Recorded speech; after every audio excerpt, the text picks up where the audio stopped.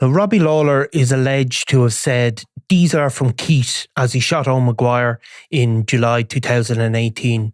That shooting was obviously a very key moment, arguably could be said to have started the Drogheda feud. But we only, I suppose, filling out that detail because that reference to Keith, it is believed, refers to Keith Boylan. Now, myself and Eamon did a podcast last week about how two brothers, Keith and Josh Boylan, were named as the leaders of an organised crime gang involved in the Drogheda feud. But you've gone through some court documents that have been filed before, looked through some of these court cases and found very specific and fascinating details about really the background to the two Boylan brothers. Yeah, so it would have been part of the Criminal Assets Bureau case against the brothers Owen and Brendan Maguire, and it's a 2022 case which they were targeting money that was found in Owen's house and some derelict property, and there's some other bits and pieces, I think, as well, off the top of my head, that they were going after. And so there was, this belief evidence that was given. So this is coming from senior detectives, people who are directly involved in policing in the area.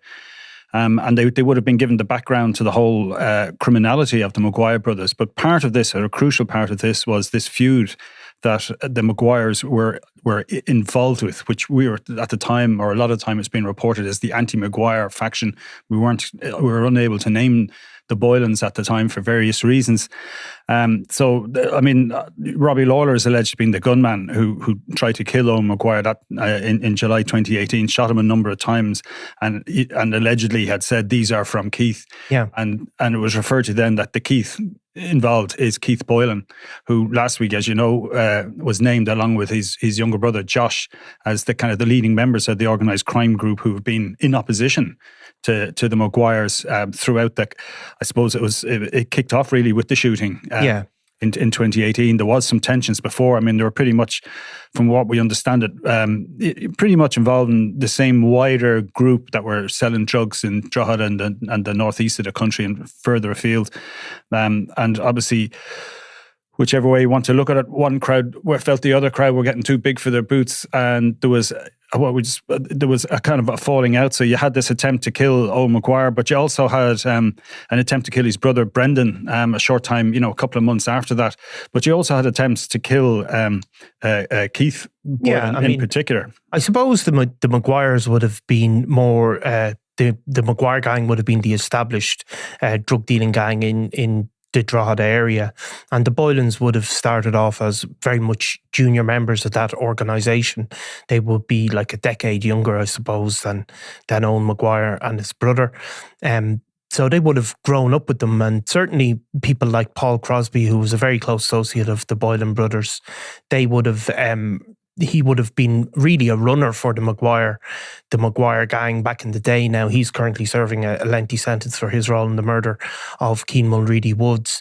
So all of those would have been the younger guys, and as they came up, I think what I've been told is that they certainly believed they weren't treated well by the Maguire faction, and they eventually made a move. And this was the big move, wasn't it? This attempt to shoot Owen Maguire. Yeah, and even in the lead up to it, I mean, like contacts I would have had at that time would have mentioned Cornelius Price and Owen Maguire and Brendan Maguire as being, really nasty bully boys. That they were also involved in another feud with people in Balbriggan, in which a person was killed.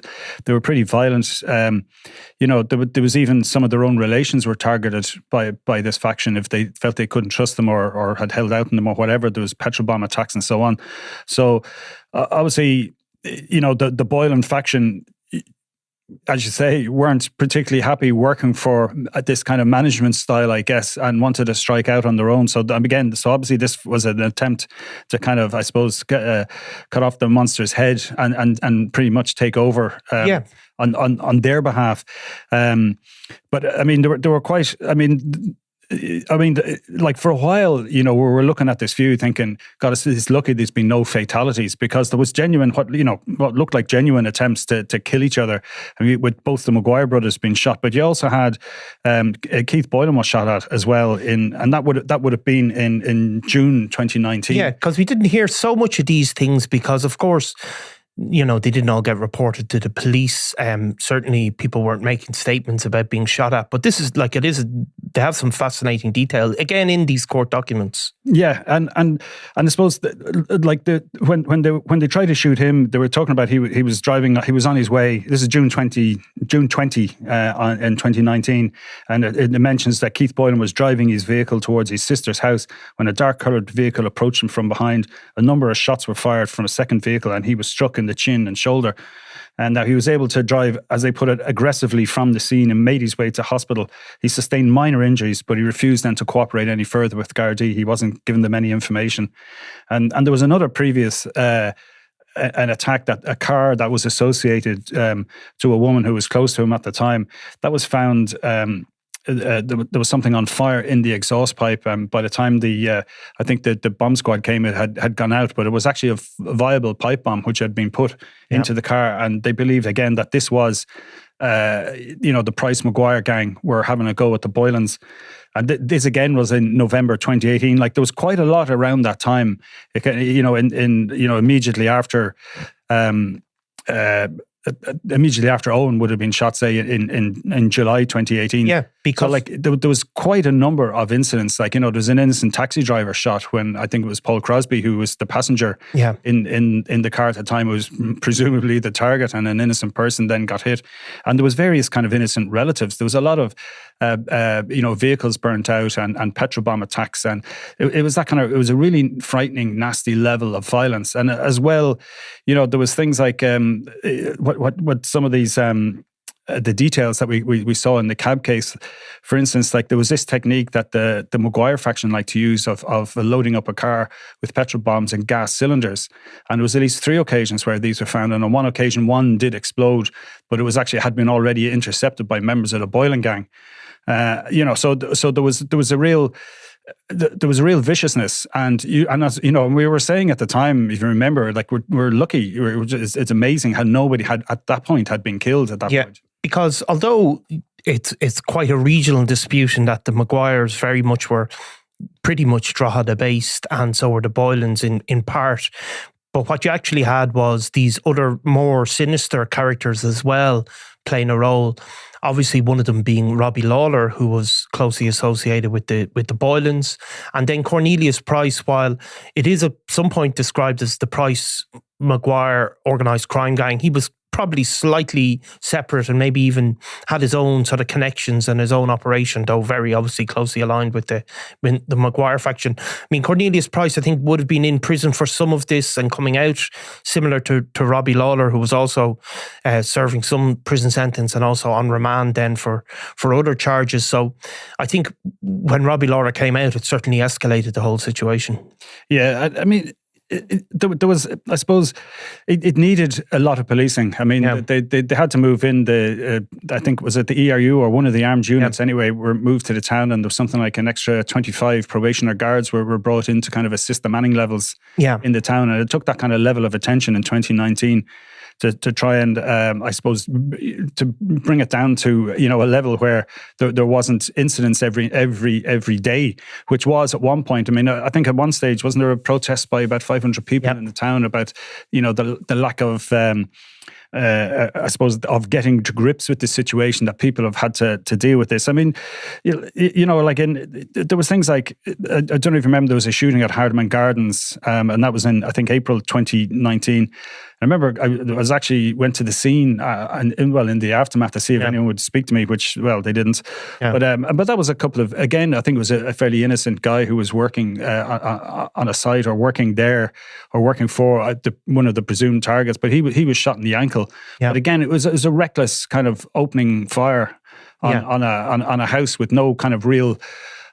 no consideration of where these bullets were going to land in. And it's not a million miles away from the hospital where that was again. So, I mean, there was always this danger that somebody completely innocent was going to get caught up. And of course, there was the whole social media taunting going on as well, because Owen Maguire obviously remains in a wheelchair, suffered very, very serious injuries, was very lucky to survive, but certainly has had a devastating impact on his long-term health. And, you know, at the time, Paul Crosby was putting up messages on social media, slagging him off, making jokes about it. So there was that real personal kind of vendetta in the middle of it. And you can see how dangerous it was, I think, in another thing that's described in the court documents about a man who was ultimately abducted, having certainly been, the Boylans believed he had been involved in one of these attempted bombings.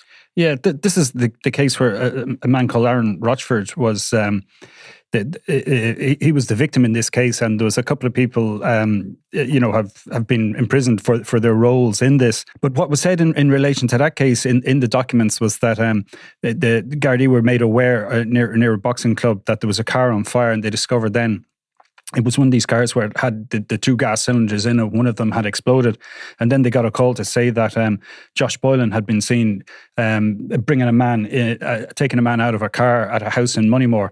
And then they got further updates kind of say that this person, their life was now in danger, and they made a forcible entry to a house in Moneymore, and they found him in the bath. He was located upstairs. He had extensive injuries to his face and body. He'd been assaulted repeatedly and then sliced with a Stanley knife. So this guy Rochford, who since died in unrelated, causes, he was badly injured, and there was 5 men kind of ran from the house as the guards presumably kicked the door in and went in to rescue him. And they actually just ran to the house next door, and they were arrested. And among those was Josh Boylan, was among those who was arrested at the time. Yeah. So there were, I suppose, the point they're making, I guess, in this belief affidavit is that the Boylans are very much hands-on, and this is what, this is the level of criminality that the Maguires were at. Yeah. You're dealing with, very dangerous organised criminal gangs, who had become involved in this intense. Yeah, in a kind of a small geographical area, of course, because Moneymore, there would have been people from both sides of the faction, both factions living in the same estate, and was part of it was that's why it was so intense, I suppose. Now, obviously, what happened over time was that some of the main players got taken out one way or the other. Cornelius Price ultimately died in a hospital in the UK of unrelated causes again. Robbie Lawlor was shot dead. Richie Carberry as well, who was suspected of supplying drugs to the Boylan side of the gang, he got shot dead as well. So eventually the policing really kicked in quite successfully. The Boylans are not believed to be in the country anymore. They, at some point during that policing operation, left the country and haven't returned. They've been spotted in various places, including Spain and Dubai. But what ultimately happened, I suppose, is that CAB then moved in. You've obviously covered the cases dealing with the Brendan Maguire and Owen Maguire. And then last week, we finally have, I suppose, sort of part of that whole operation. You have women that were associated with the Boylans ultimately being done for money laundering. Not small sums, not millions either, but pleading guilty and are due to face some level of sentencing. Yeah, so I mean, they've pleaded guilty, and they're I think going to be sentenced on the 30th of July, next month. So and as you say, like the sums weren't like in the scale of it weren't huge. I think one of them was totaled about 13,000, another was 16,000, and another one was 8,000. Yeah. And this is money that associates were lodging into people's Revolut account, and then it was being withdrawn. We presume, it was for, I suppose, the operation of the gang to allow them move their money around. These particular women, anyway, were targeted by the guards. So, I mean, we've seen this kind of pattern as well before, especially in Limerick and the Keane gang, which I think we'll probably be talking about on another occasion, where they've gone after their kind of money laundering operation, which often works with close family members in the hope that once they keep it tight, it's not necessarily going to get out who's moving the money around for them. But it's very disruptive. I mean, if you're in Thailand, where it's reported Josh Boylan is in Thailand, his brother is elsewhere, it becomes very difficult to organise and to stay in power and to keep a grip on things if you can't move money, because ultimately it's money as opposed to bullets and brawn that really control what happens in the underworld. I mean, obviously the bullets and brawn come in to a point, but it's down to the money that, this is what motivates them. Yeah, and obviously it is, when we're saying it's not huge amounts of money, we're used to talking about Daniel Ginnan or whatever, and, it's not huge amounts of money in that context. But in terms of a cash business, the sums you add up there, something, approaching 30,000 or whatever, that is a huge amount. It's a huge amount of money. I don't have 30,000 going through my own Revolut account on a regular basis, it has to be said. But that cash, 30,000 can buy a lot of drugs. You can buy a street value of a lot. So it is very important. It's still very important, and it is still big money in that sense. Yeah, I know it is, and I mean, and again, and to be fair to the women who've pleaded guilty, I mean, like the Garda witness, I think part of the reason why Keith Boylan and Josh Boylan were named was to point out that these are the guys who are really in control of the gang, and that there was an element of, maybe not coercion, but there was certainly pressure on these women to kind of go ahead and do it. Yeah, and it was to give a kind of an idea of, who the money ultimately was going to benefit, and it wasn't these women. It was the Boylan brothers, and it was I suppose it was the guards being fair to the women. Yeah, and, to inform the judge that there might not be an entirely. How would you say they weren't entirely guilty in a sense of they weren't kind of the proactive, they weren't the driving force in this gang, but they were obviously guilty in terms of moving the money. Yeah, but their motivations for doing so were probably more from pressure than anything else. Yeah, and of course they wouldn't. They're a cog in the machine, and they would have known obviously what the Boylans were all about. But there's no doubt that they weren't. Making huge amounts of money personally.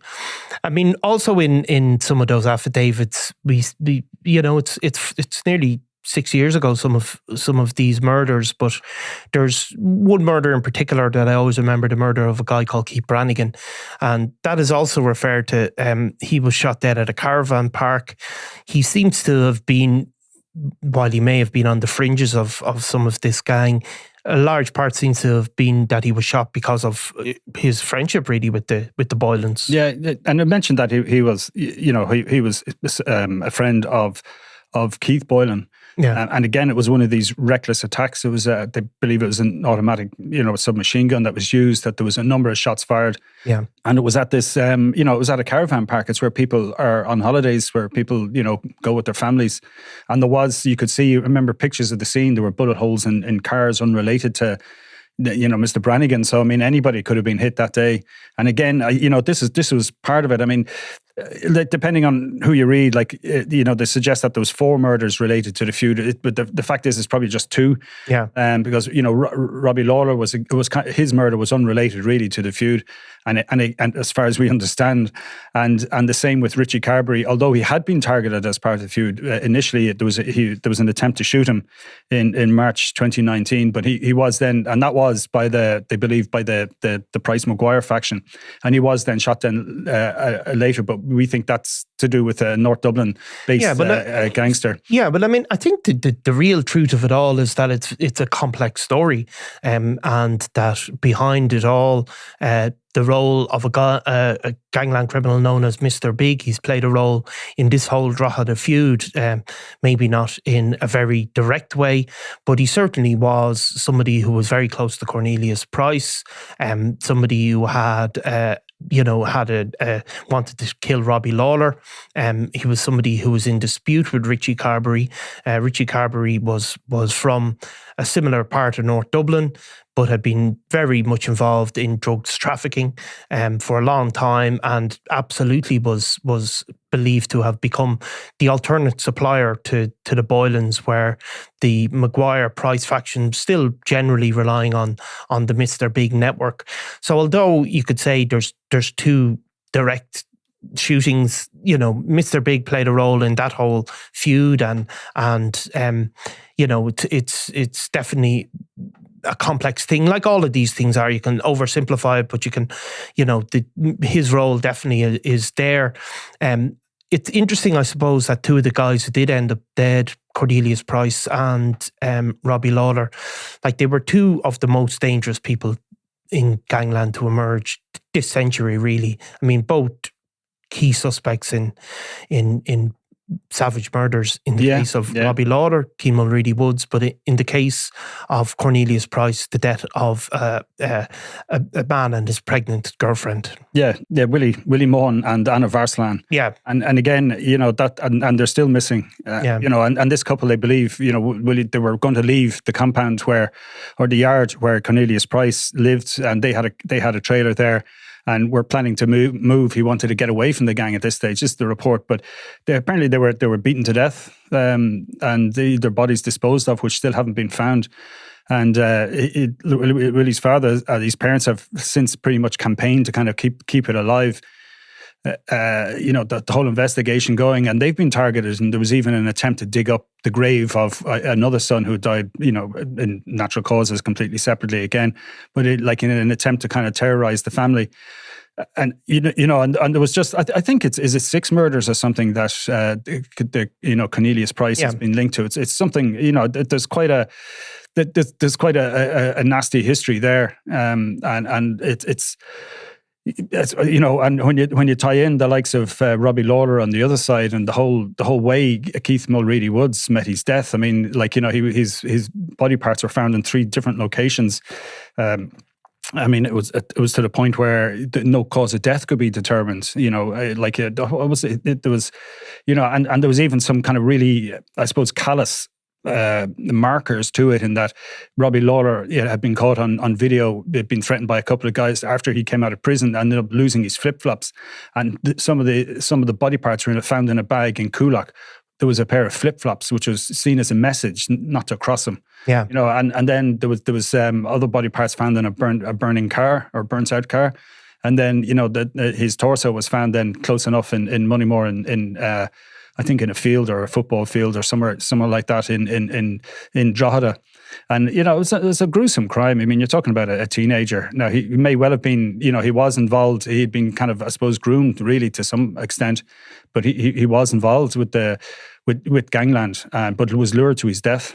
Yeah, I mean, both of those cases particularly horrific, and it just shows you why that feud got so dangerous with these sort of. I mean, you can overstate the idea that people are psychopaths in some of these criminal gangs, but there's 2 people who absolutely would have met that criteria. And of course, you know, they had a confrontation in prison, didn't they? That Robbie Lawlor got attacked by Cornelius Price at one stage in Cork.